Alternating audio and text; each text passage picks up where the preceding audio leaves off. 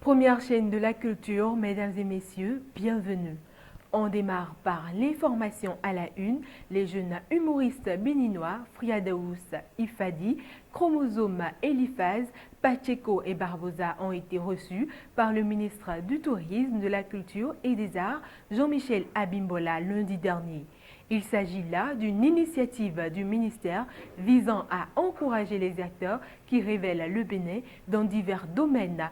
À cette occasion, le patron de la culture a exprimé sa volonté de voir éclore une nouvelle génération d'artistes humoristes au Bénin. La question de la professionnalisation du secteur à travers des formations aux artistes, le financement des projets de promotion culturelle afin d'offrir un cadre idéal pour l'expression artistique ont été également abordés au cours des échanges.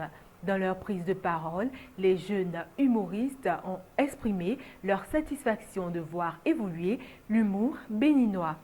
Une note éducative, les apprenants de la classe de 3e peuvent continuer les cours même s'ils n'arrivaient pas à décrocher le BEPC. Dans un arrêté publié hier, il a été dit, je cite, « L'accès au second cycle est prononcé pour tout apprenant titulaire du brevet d'études de premier cycle BEPC ou ayant obtenu au moins 10 sur 20 de moyenne annuelle. Tout élève ayant rempli l'une de ces deux conditions est autorisé à passer en classe de seconde. » Fin de citation. La même arrêté stipule que les classes de 4e et de 3e dites littéraires ou scientifiques ont été supprimées. Les apprenants de ces classes doivent étudier et composer dans toutes les matières. Il n'existe donc plus de 4e et de 3e littéraires ou scientifiques. Il s'agit là d'une décision prise par le ministre de l'Enseignement secondaire, technique et de la formation professionnelle, Maunion Kakpo, il y a quelques jours.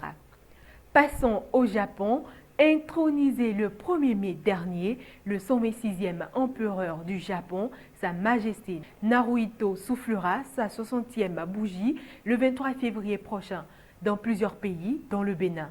Occasion pour l'ambassadeur du Japon au Bénin, Kiyofumi Konishi, de se réjouir du renforcement de coopération entre les deux pays à travers plusieurs activités.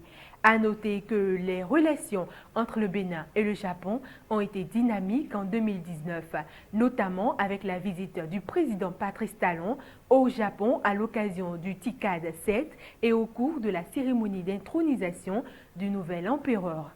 L'Afrique est à l'honneur pour finir en France jusqu'au 5 juillet 2020, placé sous le thème « Un poème qui n'est pas le nôtre », la première grande rétrospective consacrée à William Kandji dans un musée français explorera tous les médiums du grand artiste sud-africain. Dessins, gravures, sculptures, tapisseries, films d'animation, performances, installations vidéo sont les activités au menu. Sans oublier des séances d'échange sur la vision poétique et critique des sujets délicats comme la décolonisation, l'apartheid ou le rôle de l'Afrique dans la Première Guerre mondiale. Fin de ce flash de ce mercredi 19 février 2020. Bonne suite de journée à tous.